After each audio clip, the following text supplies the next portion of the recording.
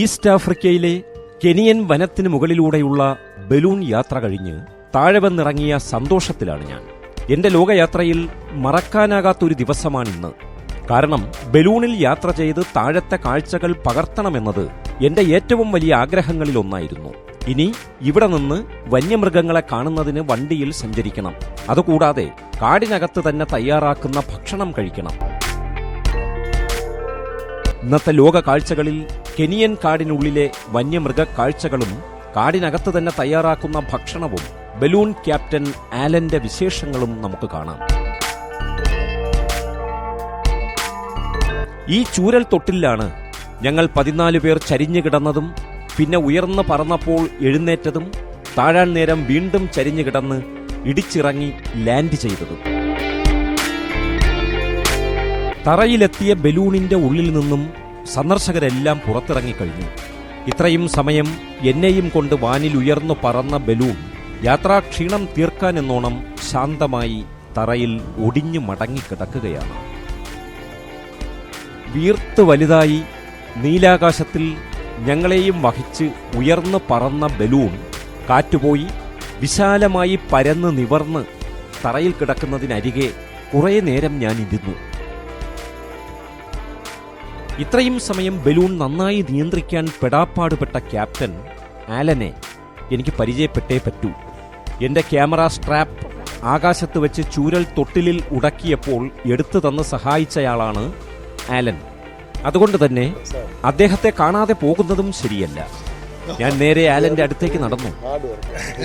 അപ്പോഴും ആലൻ എന്തോ തിരക്കിട്ട പണിയിൽ തന്നെ. എന്നെ കണ്ടതും ബലൂണിന്റെ ചൂരൽ തൊട്ടിലിനുള്ളിൽ നിന്നും ആലൻ പുറത്തു വന്നു. ഇത്രയും സമയം ബലൂൺ നിയന്ത്രിച്ചതിന്റെയോ കയ്യിലും മുഖത്തും തീനാളങ്ങൾ വീശി അടിച്ചതിന്റെയോ വിഷമങ്ങളൊന്നും ആ മുഖത്തില്ല. ഞാൻ ക്യാമറ ഒരു സ്ഥലത്ത് വെച്ച് ആലന്റെ അടുത്തേക്ക് ഓടിച്ചെന്നു. ഞാൻ ഇന്ത്യക്കാരനാണെന്നും കേരളത്തിൽ നിന്നുമാണെന്നും അറിഞ്ഞപ്പോൾ ആലൻ സന്തോഷവാനായി. ആകാശത്ത് ബലൂണിൽ ഞാൻ ക്യാമറ ഒറ്റയ്ക്ക് കൈകാര്യം ചെയ്തത് ശ്രദ്ധിച്ചുവെന്നും ഇതുപോലെ പ്രൊഫഷണലായി റെക്കോർഡ് ചെയ്യാൻ വരുന്നവർ ഒറ്റയ്ക്കല്ല ഗ്രൂപ്പായിട്ടാണ് വരുന്നതെന്നും ആലൻ പറഞ്ഞു. ഞാൻ എവിടുത്തുകാരനാണ്? ഇന്ത്യയിൽ നിന്നാണ്.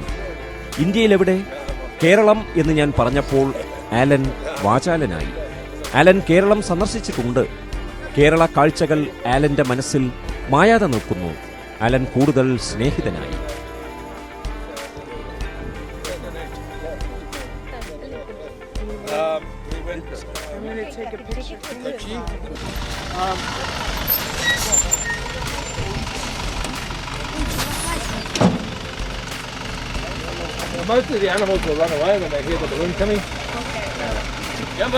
ആ വണ്ടി വന്നു.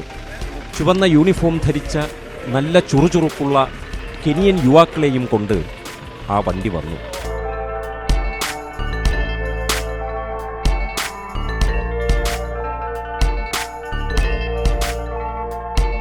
ഇവിടെ തിരക്ക് കണ്ടാൽ അറിയാം, ഇനിയിപ്പോൾ നിമിഷ നേരം കൊണ്ട് ബലൂൺ മടക്കിയെടുത്ത് ഇവർ പോകും.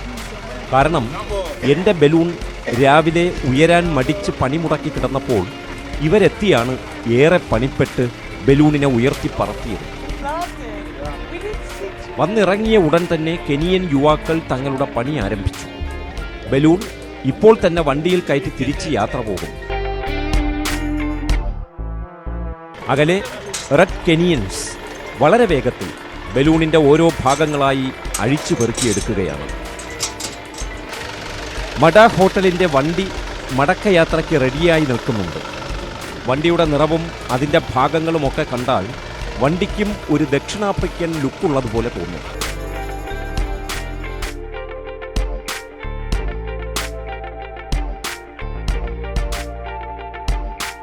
യാത്രക്കാരെല്ലാം കയറി.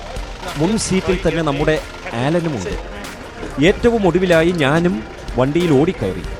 എന്റെ യാത്രയിൽ എപ്പോഴും ഇങ്ങനെയാണ്. കാഴ്ചകൾ പകർത്തിക്കൊണ്ടിരിക്കുന്നതിനിടയിൽ ഒപ്പമുള്ളവരെല്ലാം വാഹനത്തിൽ കയറുന്നത് ഞാൻ അറിയാറേയില്ല. എല്ലാവരും കയറിയതിനു ശേഷമാണ് മിക്കപ്പോഴും ഞാൻ വണ്ടിയിൽ ഓടിക്കയറാറുള്ളത്. ഇങ്ങനെയുള്ള ഓട്ടത്തിനിടയിൽ വണ്ടി മിസ്സായി പോയ സംഭവവും എൻ്റെ ജീവിതത്തിൽ ലോകയാത്രക്കിടയിൽ സംഭവിച്ചിട്ടുണ്ട്. അങ്ങനെ കെനിയൻ കാടുകളിലൂടെ ഞങ്ങൾ യാത്ര തുടങ്ങി. പെട്ടെന്ന് എൻ്റെ ക്യാമറയിൽ കാഴ്ചകളുടെ വിരുന്നെത്തി. ആദ്യ കാഴ്ച തന്നെ എത്ര മനോഹരം! നീർക്കുതിരകളുടെ ഒരു സംഘം.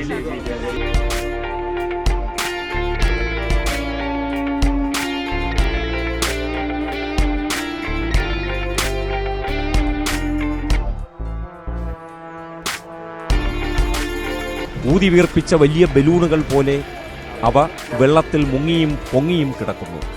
ഇത്ര തുറസായ വനപ്രദേശത്ത് നീർക്കുതിര കൂട്ടത്തെ കാണുന്നത് ആദ്യമായിട്ടാണ്. 1, 2, 5, 10 ധാരാളം നീർക്കുതിരകൾ.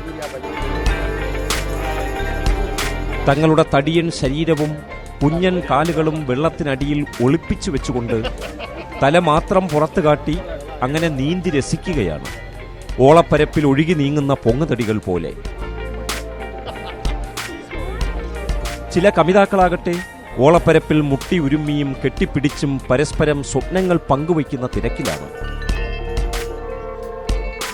ഞങ്ങളെ കണ്ടതും അവ തല ഉയർത്തി നോക്കി. ഇതാരാടാ സ്വർഗത്തിലെ കട്ടുറുമ്പുകളായി മുന്നിൽ വന്ന് നിൽക്കുന്നത് എന്ന ഭാവത്തിൽ. അവയെ ശല്യം ചെയ്യാതെ ഞാൻ പുഴയുടെയും സമീപത്തെ പച്ചപുതച്ച പ്രദേശങ്ങളുടെയും സൗന്ദര്യ കാഴ്ചകളിലേക്ക് ക്യാമറ തിരിച്ചു. കുറച്ച് ദിവസങ്ങൾ കൂടി കഴിയുമ്പോൾ ഇവയും ടാൻസാനിയൻ കാടുകളിലേക്ക് കുടിയേറ്റം നടത്തും. അതിനിടെ മസായി വനനിരകളുടെയും നദീയാത്രകളുടെയും ഇടയിൽ ചിലപ്പോഴെല്ലാം മാംസഭോജികളായി മാറാറുണ്ട്. ടാൻസാനിയയിലേക്ക് കുടിയേറ്റം നടത്തുന്ന ആഫ്രിക്കൻ വൈൽഡ് ബീറ്റ്സ് എന്ന കാളകളും സീബ്രകളും മാര നദിയിൽ മുതലകളുടെ ആക്രമണത്തിൽപ്പെട്ട് ചത്തു പൊങ്ങി വരുമ്പോൾ ഈ ഹിപ്പോകൾ അവയെ ആഹാരമാക്കും. അത് പ്രകൃതി നിയമമാണ്. കാടിലും കടലിലും വലിയവന്റെ ആഹാരം എല്ലായ്പ്പോഴും ചെറിയവൻ തന്നെയാണ്. എനിക്ക് ആലനെ പരിചയപ്പെടണം. ആലന്റെ വിശേഷങ്ങൾ കൂടുതൽ അറിയണം. ഞാൻ അദ്ദേഹത്തിന്റെ അടുത്തേക്ക് നടന്നു. ഞാൻ ഇന്ത്യക്കാരനാണെന്നറിഞ്ഞപ്പോൾ ആലന് സന്തോഷമായി. ആലൻ ഇന്ത്യയെപ്പറ്റി പറയുമ്പോൾ 100 നാവാണ്. പലവട്ടം ആലൻ ഇന്ത്യയിൽ വന്നിട്ടുണ്ട്. ആദ്യകാലങ്ങളിൽ നോർത്ത് ഇന്ത്യയിൽ മാത്രമായിരുന്നു വന്ന് കണ്ടുപോയിക്കൊണ്ടിരുന്നത്. എന്നാൽ ഒരിക്കൽ ആരോ പറഞ്ഞു കേട്ട് കൊച്ചിയിലെത്തി. അന്നാണത്രേ ആദ്യമായി റബ്ബർ ടാപ്പിംഗ് കണ്ടത്. പിന്നെ കഥകളിയും. രണ്ടും ഇന്നും ആലൻ മറന്നിട്ടേയില്ല. And went to Cochin and then out to this camp, old rubber plantation where we hired an elephant and went on elephant safari. And then we went back down to Alleppey. Yeah, Alleppey, yeah. Yes. And then we took the rice barge tour. It was beautiful. Kerala was a beautiful place. Yeah. We liked it very much. And food is beautiful. The people are very friendly. We'll come again. Yeah, we will. I've been to India maybe 7 times before, but mostly to the north. And so I used to take people on tours to India and then up to Nepal and then trekking in the Himalayas. I see. And then, but I'd never been to the south before, so this was the first time I've been. Okay, you like Kerala? ടൂറിസത്തിന് വേണ്ടി നമ്മൾ ലക്ഷങ്ങൾ ചെലവിട്ട് ഓരോന്നും കെട്ടിപ്പൊക്കുമ്പോൾ യഥാർത്ഥത്തിൽ നമ്മൾ അറിയുന്നില്ല കേരളത്തിലെത്തുന്ന വിദേശികളുടെ താൽപ്പര്യങ്ങളും ഇഷ്ടങ്ങളും. നീർക്കുതിര കാഴ്ചകളുടെ സൗന്ദര്യത്തിൽ നിന്നും ഞാൻ വീണ്ടും തിരികെ വണ്ടിയിലേക്ക് നടന്നു. ഞാൻ വണ്ടിയിൽ കയറുന്നതിന് മുമ്പ് അവസാനമായി നീർക്കുതിരകളെയും നീർച്ചോലയെയും എന്റെ പച്ച വണ്ടിയെയും ഒന്നുകൂടി ക്യാമറയിലാക്കി. വണ്ടി അല്ലെങ്കിൽ ട്രക്ക് എന്ന് പറഞ്ഞാൽ അതിനൊരു ഗൗരവമുണ്ടെന്ന് തോന്നുന്നില്ല.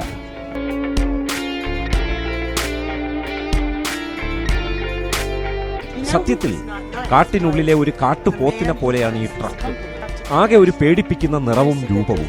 ഡോർ അടയ്ക്കുന്നതിനും തുറക്കുന്നതിനും പോലും ഒരു ഞെട്ടിപ്പിക്കുന്ന ശബ്ദമാണുള്ളത്. വണ്ടി ഞങ്ങളെയും കൊണ്ട് അടുത്ത സ്ഥലത്തേക്ക് തിരിച്ചു. ജിറാഫുകളും മാൻകൂട്ടങ്ങളും മൈഗ്രേഷൻ നടത്തുന്ന ആഫ്രിക്കൻ ബീറ്റ്സുകളുമാണ് അടുത്ത കാഴ്ച.